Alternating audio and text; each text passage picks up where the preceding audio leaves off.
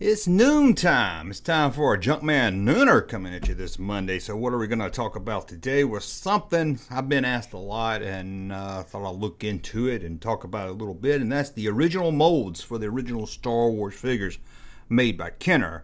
I've heard it said from people on message boards. Well, I guess people don't use message boards anymore, but I have seen it on message boards, social media, and just talking to other collectors and other fans of toys saying, hey, what happened to these molds? If somebody happens to find some of these molds that made figures, let's say you find a Luke Skywalker, not going to use the F word, Luke Skywalker mold, the steel mold that they used to make the figures, they could just sit at home, make figures, and become rich. Well, it doesn't really work like that, even if they did have the original steel molds. And a lot of people think that when Kenner re-released some of the vintage figures, in I think it was 95, they released a classic 4-pack that had Vader, Luke, Han, and Chewbacca inside in a Kenner style, that they just used the original steel molds and remade the figures. But no, those were molded from the original vintage figures, not from the actual steel mold. And they're doing the same thing now with the retro line. They're using the old figures as the mold, not the original steel mold. Now, before we get into what happened to the original Kenner molds, I just wanted to talk about if someone has this, let's say they have the mold to the rocket firing Boba Fett or something, could they make this at home? Well, first off, you're going to need more than just one of the steel molds, because the limbs, and depending on the figure, they were each had their own mold. You had the arms in one steel piece of mold, the legs in another one, and then the torso. So if you got lucky and did find some steel mold they got out of Kenner, you're going to have to make sure you have the legs and the arms and maybe some other parts also, depending on the figure. But let's say you got lucky. Let's say you went to a flea market in 1991 and you found steel molds. Could you go home and make your own Star Wars figures and even sell them on something like eBay, ripping people off like they're real? Well, I don't really think you could do that. I mean, even if you had the steel molds, you're going to still need factory equipment to make these figures. You're going to need about a 30-ton injection molding machine, a water heater for the mold, a material dryer, a crane, and bulk material. So you're not just going to find these steel molds at a flea market and go home and start making your own Star Wars figures. And then after that, you would have to worry about painting them to where they look just like the ones if you're trying to rip somebody off.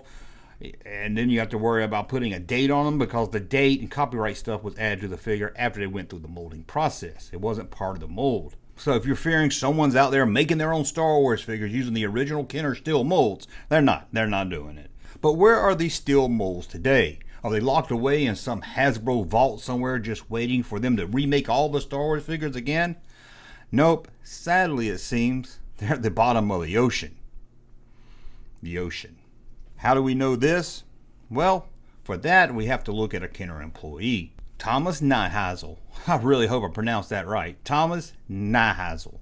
Now, who was Thomas when it came to Kenner? He was the director of market research, and everyone at Kenner knew that he was a Star Wars fan, somewhat of a Star Wars collector. And we're talking the late 80s here, maybe early 90s, when there wasn't many Star Wars collectors out there, adults anyway. So whenever Kenner had a question about Star Wars or what to do with some Star Wars stuff, they usually asked Thomas. In fact, I've done a whole video about how one time Thomas took home a whole bunch of stuff they were just going to throw away, and how he said he used to walk past the trash can and see prototype figures just all in the trash can. Give me a time machine. But what did Thomas have to say about these steel molds? For that, we're going to go to the Rebel Forum message board, all the way back to 2006. When it was asked on that board about the steel molds and what happened to them, Thomas gave us a little insight. It was around 1986 that the senior vice president of marketing for boys came to Tom's office, sat down with him, and said something along these lines. We have a lot of old Star Wars molds in Hong Kong, taking up too much space. We have to get rid of most of them, and they can't be shipped here. Here's a list of all that we have. You're the guy, Thomas. On the outside chance that we may introduce some classic pieces someday, tell me what vehicle or figures or pieces we should keep. We'll keep those molds. The rest will be defaced and dumped into the Hong Kong harbor. Now, sadly, Thomas doesn't have this list anymore, and what he told him to keep was mostly the basic figures. I mean, the iconic Star Wars stuff. Probably an X-Wing, Falcon, TIE Fighter, Han, Luke, Vader, the main things. You know, he wasn't saying, hey, keep it for reuse. Now, he said this was around 1989, and I'm wondering if it was more into 1990 when the company was getting ready to put itself up on the market. In 1987, Tonka bought Kenner, Powell Toys, and some other companies, and they were struggling with that buy. And at the beginning of 1991, Hasbro offered to buy them. So probably late 1989 into 1990, they probably knew that, hey, we're going to sell this company, let's clean house. And that's probably one reason they was probably trying to clean up some of these molds at the Hong Kong warehouse. So Thomas gave him a list of what steel molds to keep and which one would end up in a Hong Kong harbor. But not only would they have been thrown in the harbor, he said they would have been defaced, damaged some before being tossed away. And there was one other interesting fact in his post. He said in 1991, Hasbro was actually thinking of bringing Star Wars back in a classic form, but they felt they just didn't go with the theme of action figures at that time. You know, kind of looked old-fashioned, so they skipped it. And this was 1991 before the return of Star Wars would hit around 1995, or at least the action figure line. But it is interesting to see that in 1991, Hasbro was still toying around with their plans to bring Star Wars back. Now, there are some steel molds out there. I mean, we've seen pictures of a few of them. Like I said, some legs, some arms. I've seen some for the micro collection. I've seen some molds that's not steel, but they're made from silicone. And I've seen molds from parts of the Star Wars ships. So yeah, some molds did survive.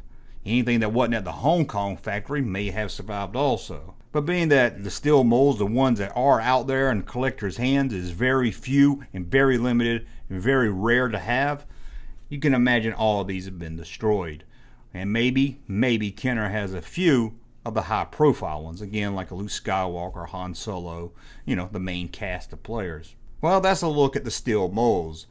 A little short video, but I still get a lot of people asking me about steel molds. Where are they today? Are people making their own action figures with them and stuff like that? Or if they're being used for the retro figures when they're not.